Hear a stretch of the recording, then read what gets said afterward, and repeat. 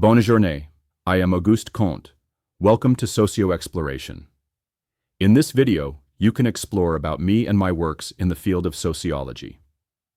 Let's explore. I was born on January 19, 1798, in Montpellier, a charming city in the south of France.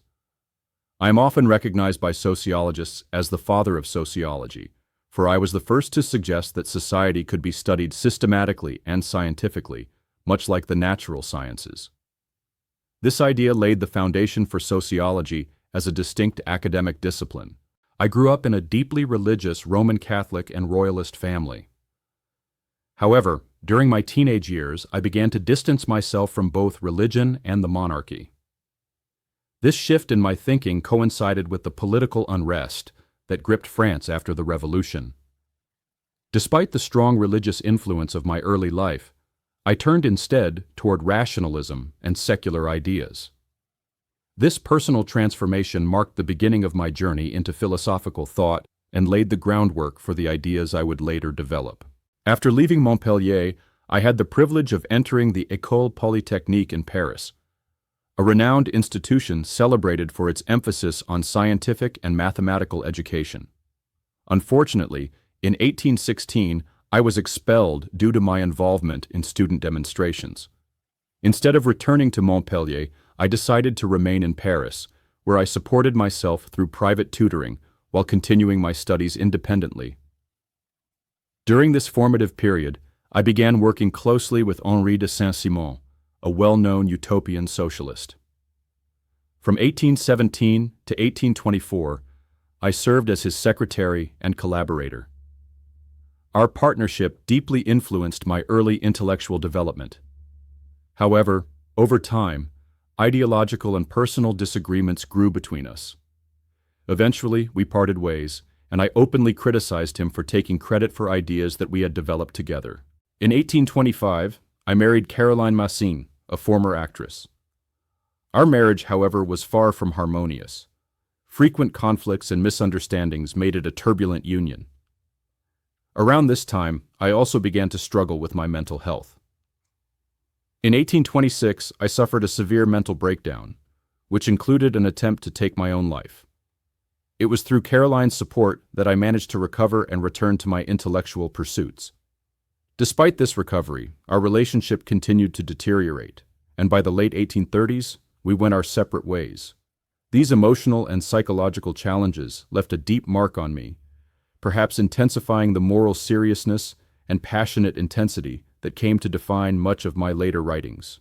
My most productive years were during the 1830s and 1840s, a period in which I composed my major philosophical work, Cours de philosophie positive, or Course of Positive Philosophy. It was within this framework that I proposed a new science, sociology, to study society with the same empirical methods used in the natural sciences. As my thinking matured, I became increasingly preoccupied with questions of morality and social cohesion. I eventually developed what I called the religion of humanity, a secular ethical system intended to replace traditional religion with a human-centered moral philosophy grounded in reason, altruism, and social solidarity.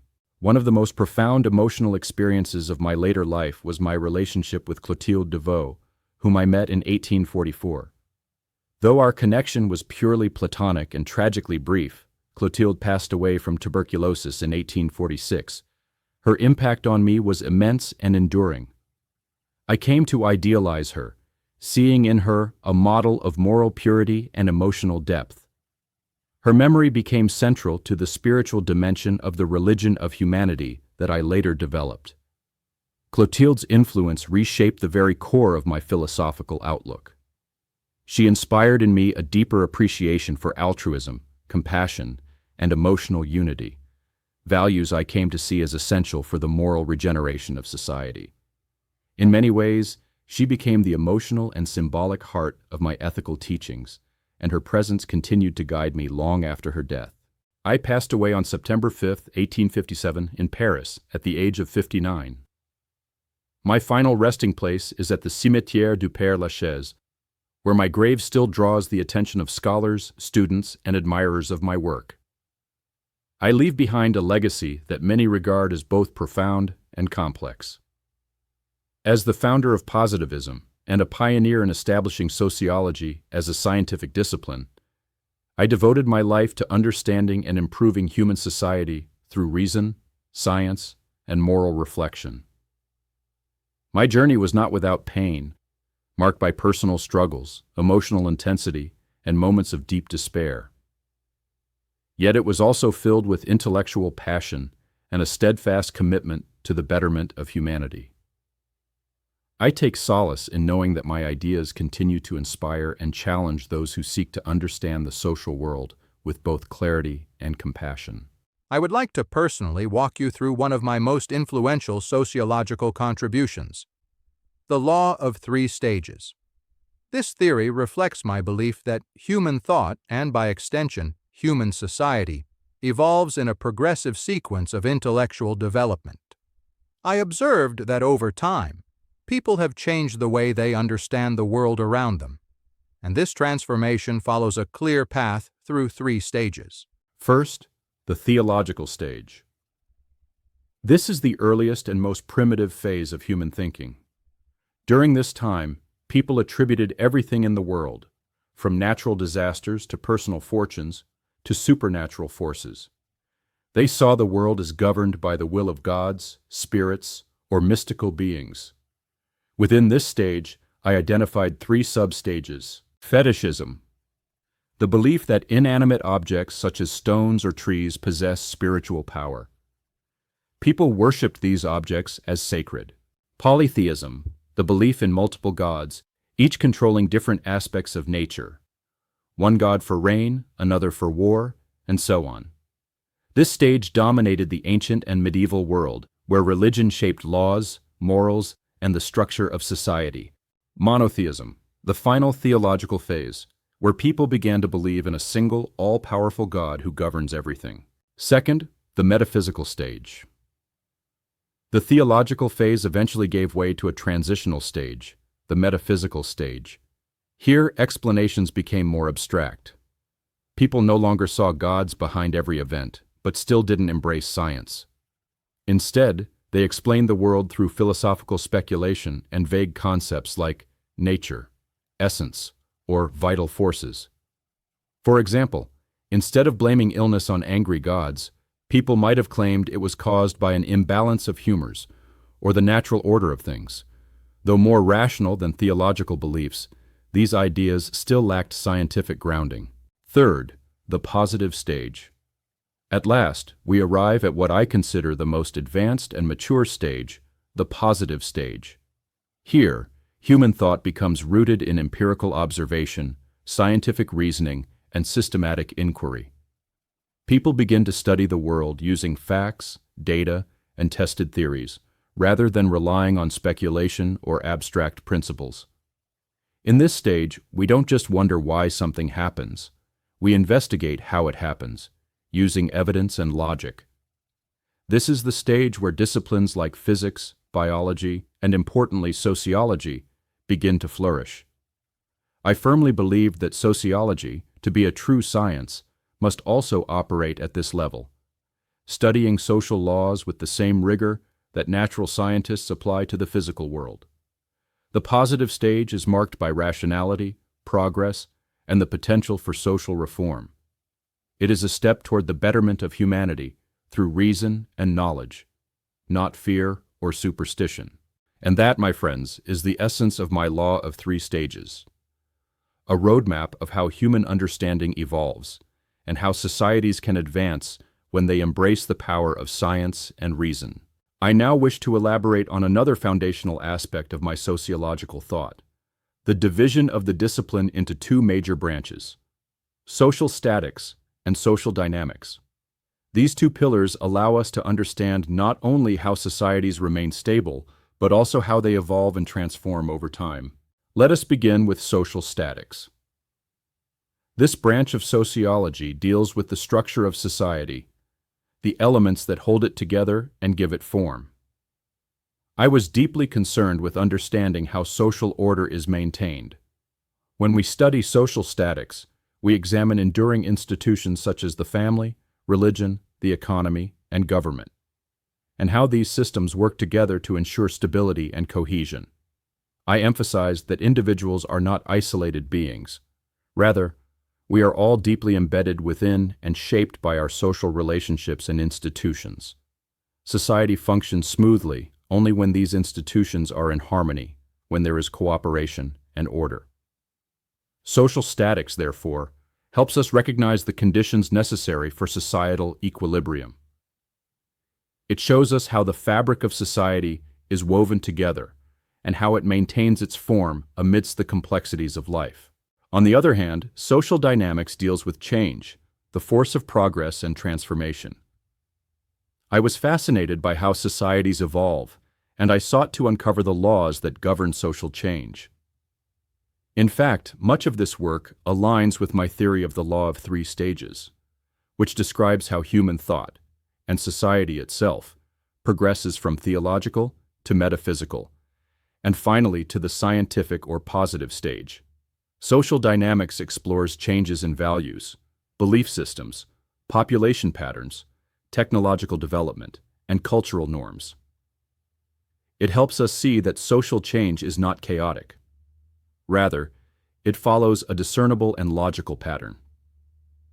By understanding these processes, I believed we could guide society wisely, fostering rational reform and constructive progress. Together, social statics and social dynamics offer a comprehensive framework for the study of society. One reveals how societies hold together, the other, how they move forward. With these tools, I aim to establish sociology as a true science of society, one capable of explaining both continuity and change in human life. Together, social statics and social dynamics offer a comprehensive framework for the study of society. One reveals how societies hold together, the other, how they move forward. With these tools, I aim to establish sociology as a true science of society, one capable of explaining both continuity and change in human life. And now I shall speak to you about one of the cornerstones of my intellectual legacy: positivism. Positivism is more than just a philosophy. It is a methodological vision for understanding the world, grounded in the belief that true knowledge can only be attained through scientific inquiry and empirical observation. I firmly believed that sociology must become a science, not based on speculation or dogma, but on the same methods used by the natural sciences. I advocated for the use of observation, experimentation, and comparison in the study of society. Just as physics investigates the laws of motion and biology explores the functions of life, sociology must uncover the laws that govern social life. I proudly referred to sociology as the queen of the sciences, for it engages with the most intricate and vital subject of all: the behavior of human beings and the structure of the societies they create. A key tenet of positivism is the rejection of unverified speculation, whether theological or metaphysical. We must move beyond explanations rooted in unseen spirits or abstract essences. Only that which can be observed, measured, and logically analyzed should be accepted as valid knowledge. By adhering to this principle, I believed sociology could rise to the same standard of reliability and utility as the physical sciences, and become a tool for resolving social problems and advancing human progress. In my vision of knowledge, I proposed a hierarchy of sciences. I observed that the sciences evolve from the simplest to the most complex: mathematics, astronomy, physics, chemistry, biology, sociology. I placed sociology at the top of this hierarchy, not because it is more important than the others, but because it synthesizes and builds upon their insights to address the complexities of human behavior and social organization. In essence, positivism forms the epistemological foundation of my entire sociological framework. It promotes objectivity, rationality, and scientific rigor as the keys to unlocking the truths of our social world. Through this approach, I envisioned a future where societies could be studied with precision, guided with reason, and ultimately improved for the benefit of all humanity. I like to share with you the key literary contributions I have made throughout my life. works that form the foundation of positivist philosophy and the science of sociology. Each of these publications marks a milestone in my intellectual journey. Cours de philosophie positive, the course of positive philosophy, years 1830-1842. This was my magnum opus, a 6-volume series where I introduced the world to the law of 3 stages, laid out the principles of positivism, and formally proposed sociology as a scientific discipline. Here, I sought to show that the study of society must follow the same rigorous methods as the natural sciences. Discours sur l'esprit positif, a discourse on the positive spirit. Year 1844. In this work, I sought to summarize and simplify the core ideas from my earlier writings. I emphasized the importance of cultivating a positive spirit, that is, an intellectual attitude grounded in rationality, observation, and scientific method, as opposed to speculation or superstition. Système de politique positive, system of positive polity.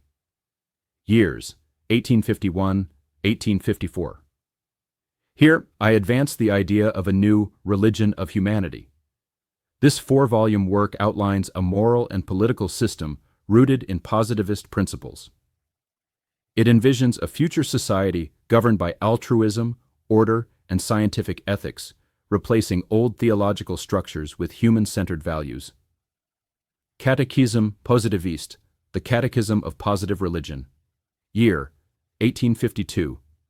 This book takes the form of a dialogue, a question and answer format, to explain the moral and religious dimensions of positivism.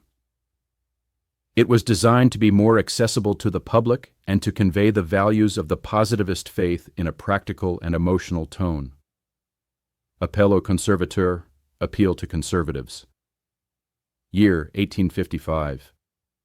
In this final major publication, I made a political appeal, arguing that positivism could provide a moral framework for social stability and order, values that conservatives often cherish.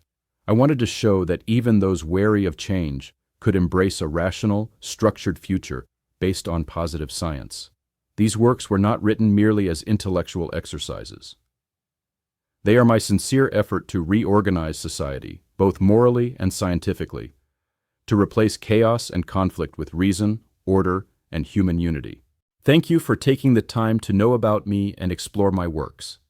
May they continue to enlighten future generations seeking truth, progress, and peace. Also, do like my video, subscribe the channel, and click the bell icon for future notifications. Merci et bonne journée.